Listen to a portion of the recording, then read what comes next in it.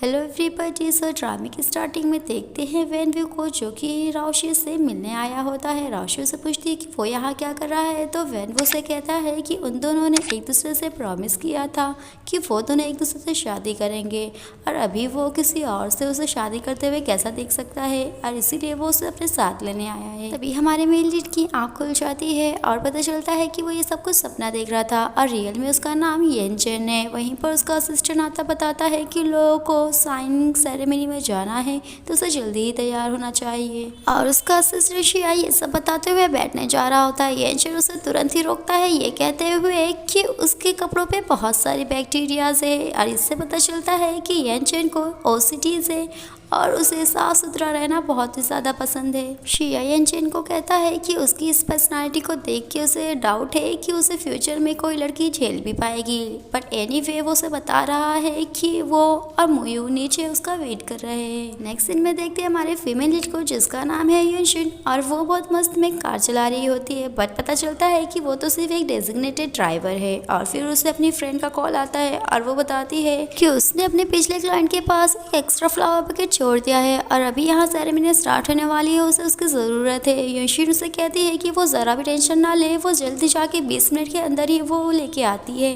दूसरी तरफ देखते हैं मायू को, जो कि शिया का फ़ोन देखते हुए कहती है कि ये लड़की पिछले बार वाले से ज़्यादा बेटर है। शिया उसे कहता है कि वो एक खुद सेलिब्रिटी है और क्या उसे प्राइवेसी नाम की चीज़ नहीं मालूम। मायू उसे कहती है कि वो क्या उसे डांट रहा है, उसने तो सोचा था कि कल जो लड़की उसे मिली थी, जो कि उसकी टाइप की उसे लग रही थी, उसका फ़ोन नंबर वो उसे देगी, तो वो तुरंत ही उसके पास आ जाता है और रिक्वेस्ट करने लगता है उसके फ़ोन नंबर का। तभी वहाँ पर येनचेन आता है। मुयू को कहता है कि क्या उसे आज कोई काम नहीं। मुयू उसे कहती है कि उसे अपने ब्रदर से ज़्यादा कोई काम प्यारा नहीं। तभी शिया येनचेन को कहता है कि वो एंट्रेंस पे वेट करे। वो दोनों कार लेके आते हैं। जब वो वेट कर रहा होता है तो वहाँ आ जाती है युनशिन, जो कि उसका बास्केट ले लेती है। बट जब येनचेन उसे देखता है तो उसकी शक्ल उसके ड्रीम में जो राशि आती है उसकी तरह दिख रही होती है, और युनशिन के पास होते हुए येनचेन का दिल बहुत ही ज़्यादा जोरों से धड़कता है, लेकिन वो भागते हुए उसका पीछा करता है और वो उसके साइकिल पे बैठ जाता है। युनशिन उसे कहती है कि डियर कस्टमर आप ये क्या कर रहे हैं, तो वो कहता है कि वो उसका कस्टमर नहीं, उसका नाम येनचेन है, और वो इतने भरी दोपहर में उसके फ्लावर्स चोरी करके कैसे ले जा सकती है। युनशिन उसे बता रही होती है कि उसने कुछ चोरी नहीं किया। येनचेन उसे रुकने के लिए कहता है और इस दौरान वो दोनों गिर जाते हैं। वहीं पर आते हैं शिया और मुयू, जो कि दोनों ही सेलफोन निकाल के उन लोगों को फोटो लेने लगते हैं, और वहीं वो दोनों एक दूसरे को चिल्लाते हुए उठते हैं। युनशिन को याद आता है कि वो जब जा रही तो उसने वहाँ पर एक दूसरे आदमी को देखा था जिसके हाथ में फ्लावर का बास्केट था, और युनशिन येनचेन को सॉरी कहती है और उसके कपड़े भी साफ करने लगती है, जिस वजह से येनचेन का दिल जोर से धड़कता है और वो किसे कहता है कि वो तो दूर ही रहे उससे।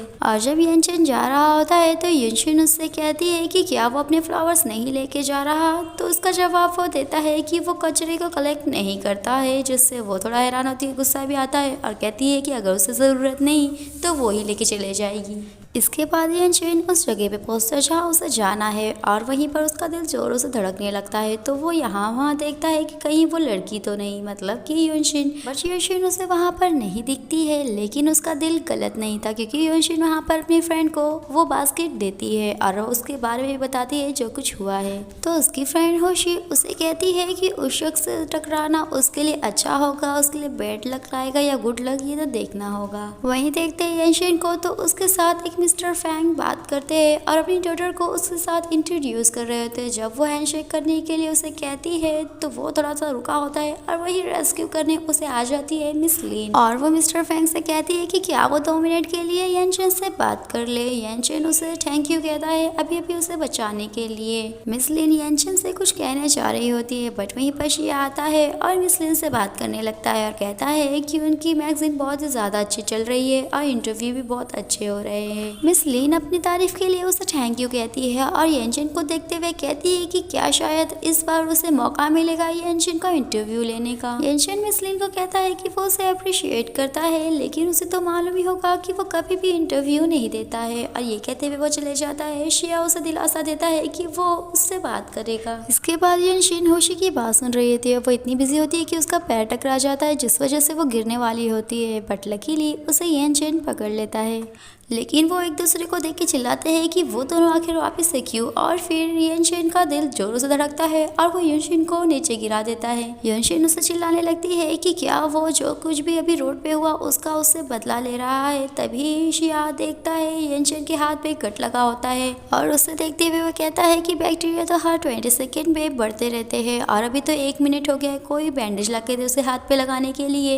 ये देखते हुए यनशिन कहती है कि क्या वो लोग अभी किसी प्रिंसेस एरा में रह रहे, ये 21st सेंचुरी है और ऐसी बात है तो वो उसके ट्रीटमेंट का फीस देने के लिए तैयार है। ये सुनकर ही शिया गुस्सा होता है और कहता है कि क्या वो फीस देने की बात कर रही है और क्या उसे मालूम है कि यनशिन का हाथ कितना कीमती है और अगर वो पेमेंट करना चाहेगी तो वो उसे बता सकता है। तो वो टेंशन में ही पूछ लेती है कि कितना। तो वो जब उसे बताता है पैसे तो ये सुन के उसके तोते उड़ जाते हैं और वो अपनी फ्रेंड को बताती है कि अभी जो उसकी करंट सैलरी है अगर वो उसे पेमेंट करते रहेगी तो भी उसे बहुत साल काम करना पड़ेगा। फिर यनशिन रोना धोना स्टार्ट कर देती है, कहती है कि उसके पैसे और अभी तक तो उसकी प्यार वाली मुलाकात भी नहीं हुई है। यनशिन की बात सुनता है, प्यार वाली मुलाकात वाली, और उसे याद आती है अपनी ग्रैंडपा की बात जहाँ पर वो उसे किसी लड़की के साथ सेट करना चाहते हैं और वो लोग उसे कह रहे होते हैं कि अगर उन लोगों की मुलाकात अच्छी नहीं हुई तो भी वो लोग को पेमेंट करेंगे, वो भी डबल। और वो लास्ट में कह रहे होते हैं कि क्या उन लोगों को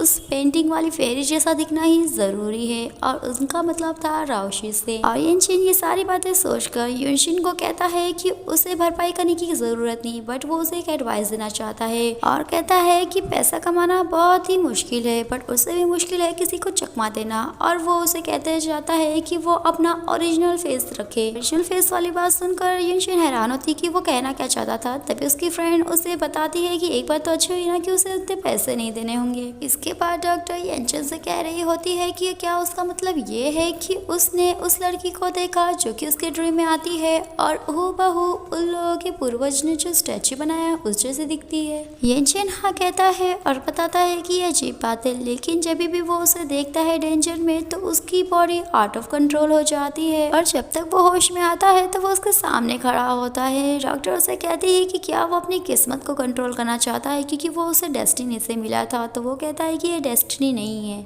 क्योंकि उसे लगता है कि उसके ग्रैंडपा ने ही उसे अरेंज करा है। वहीं दूसरी तरफ ग्रैंडपा को देखते हैं तो शिया उन्हें बताता है कि जिस लड़की को उन लोगों ने भेजा था उससे काम नहीं बना, लेकिन ये कोई बुरी बात नहीं क्योंकि उससे पहले एक लड़की यनशिन से टकरा गई और उस लड़की की वजह से यनशिन पूरे दिन बिजी था। ग्रैंडपा इसमें काफी सारी दिलचस्पी दिखाते हैं, उसे सब कुछ अच्छे से बताने के लिए कहते हैं और वो यनशिन का फोटो उन्हें दिखाता है। तो ग्रैंडपा उसे देखकर फेरी कहते हैं, उनका मतलब था वो पेंटिंग वाली फेरी से क्योंकि वो तो उसकी तरह ही दिखती है। और शिया को कहते हैं कि लग रहा है कि उन्हें अपने पर पोता पोती का नाम ढूंढ लेना चाहिए क्योंकि ऐसा लग रहा है कि अभी चांस है कि उनके पर पोता पोती हो सकते हैं। नेक्स्ट सीन में खुशी कह रही होती है कि लग रहा है कि उन लोगों की जो फ्लोरिस्ट वाली दुकान है वो तो बैंकक्रप्ट हो जाएगी।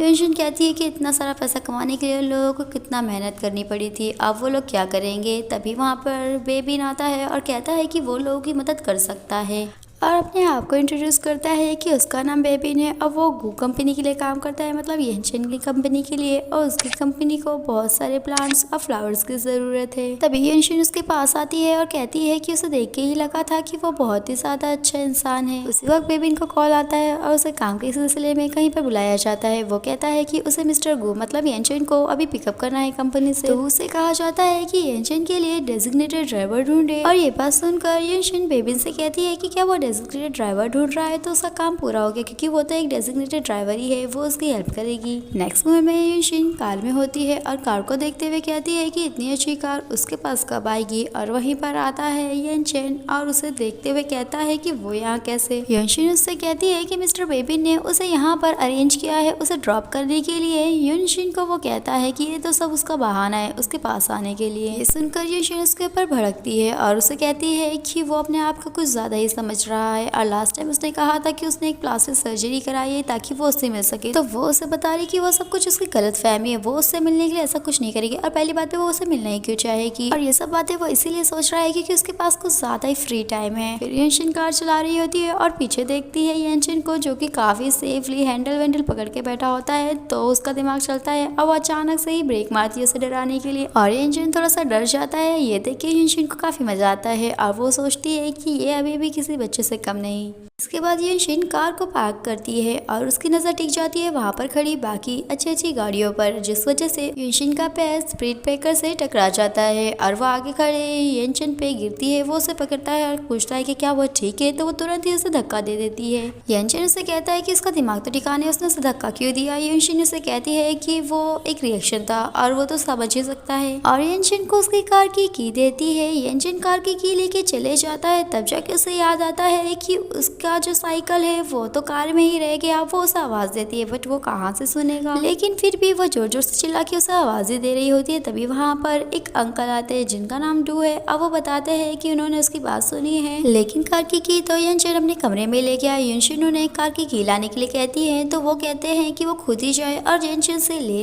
और उसे जाने के लिए बताते भी है कि उसे कौन से कमरे में जाना है। जब वो चली जाती है तो वो चेयरमैन को कॉल करते हैं, मतलब कि यनशिन के ग्रैंडपा को, और बताते हैं कि लोगों का प्लान सही से हो रहा है। वहीं दूसरी तरफ यनशिन कमरे में जाती है तो सामने ही टेबल पे उसे कार की दिखती है, जिसे लेने के लिए वो खुशी जाती है। उठा रही होती है कि वहाँ पर आ जाता है यनशिन और उसके हाथ से वो की ले लेता है और उसे कहता है कि वो घुसपैठियों की तरह उसके कमरे में कैसे आ गई। यनशिन उससे कार की लेने लगती है तो वो अपने हाथों को यहाँ वहाँ करता है ताकि वो ना ले पाए, और फिर वो उसके सामने डट के खड़ा हो जाता है। यनशिन उसे कहती है कि वो जबरदस्ती उसके घर में नहीं घुसी है, वो तो जो उसकी साइकिल है वो लेने आई है, वो उसके कार में रह गई है। अब वो चाह के भी उसे रूडली बात नहीं कर सकती क्योंकि उसे जॉब भी तो करना है, और इसीलिए वो उसे चाबी दे दे। यनशिन कहता है कि ठीक है, लेकिन साथ ही बताता है कि कल देगा वो उसे साइकिल। तो वो कहती है कि आज में क्या है, तो वो बताता है कि अभी उसका रेस्टिंग का टाइम है और वो 1 मिनट भी जाया नहीं कर सकता। यनशिन उसे कहती है कि क्या वो कोई घड़ी है क्या, वो जो टाइम टू टाइम ही चलेगा, और वो उसे जबरदस्ती की लेने लगती है। यनशिन उसे रोक रहा होता है, तभी उसके बाल उसे खुल जाते हैं तो वो उसे चिल्लाती है, और इसे देखते हुए वो वापस से तुरंत ही उसके बाल बांध देता है। नेक्स्ट सीन में देखते हैं बेबिन को, जहाँ पर वो इन्फॉर्मेशन निकालता है यनशिन के बारे में और उसे भेजता है यनशिन को, और देखते हैं ग्रैंडपा को जो कि यनशिन के पास आते हैं। उसे कहते हैं कि वो एक ऐसे इंसान है जो कि उसकी हेल्प चाहते हैं। इसके बाद देखते हैं मिस्टर वे को, जहाँ पर उनका आदमी उसे बता रहा होता है यनशिन के बारे में कि उसने लास्ट अपना मास्टरपीस बनाया था वो 5 साल पहले, और उसके बाद उसने अभी तक कुछ भी नहीं बनाया है। और उसके साथ ही जो फोटो लेके आता है मिस्टर वे उसे वहीं पर रख देने के लिए कहता है। नेक्स्ट सीन में देखते हैं यनशिन को, जहाँ पर वो यनशिन का वेट कर रही होती है। यनशिन उसे देखता है कहता है कि क्या अभी तक उसने हार नहीं मानी है। यनशिन उसे कहती है कि उसके डैड से उसने सीखा है कि कभी भी हार नहीं माननी चाहिए, और उसे बताती है कि वो पुरानी बातों को भूल जाए, वो लोग न्यू स्टार्ट करेंगे, एक दूसरे को जाने की कोशिश करेंगे। क्योंकि जो मिस्टर यू हुआ है, मतलब उसके ग्रैंडपा, उसने उसे हायर किया है उसके ड्राइवर के तौर पे। तभी यनशिन को याद आ जाती है रियोशी, जो कि उसके ड्रीम में आती है और उस स्टैचू के बारे में जो भी उसके ग्रैंडपा ने बताया है उस बारे में, और इसीलिए वो उसे कहता है कि उसे इतनी तकल्लुफ करने की कोई जरूरत नहीं। तभी यनशिन उसे ओके कहती है और खुशी खुशी अपनी साइकिल लेके जा रही होती है, क्योंकि ग्रैंडपा ने उसे कहा है कि अगर वो ड्राइव नहीं भी करेगी तो भी वो उसे पेमेंट देंगे। ये देखकर यनशिन सोचता है कि वो उसके पास आने की कोशिश भी नहीं करी, फिर भी वो इतनी खुश क्यों है, ये तो बड़ी अजीब बात है। नेक्स्ट सीन में ग्रैंडपा को देखते हैं, जहाँ पे वो फ्लाइंग फेरी की पेंटिंग देखते हैं, और फिर उसे कहते हैं कि वो जरा भी फिक्र ना करे, क्योंकि जो को फैमिली ने उन लोगों से प्रॉमिस किया है वो पूरा जरूर करेंगे।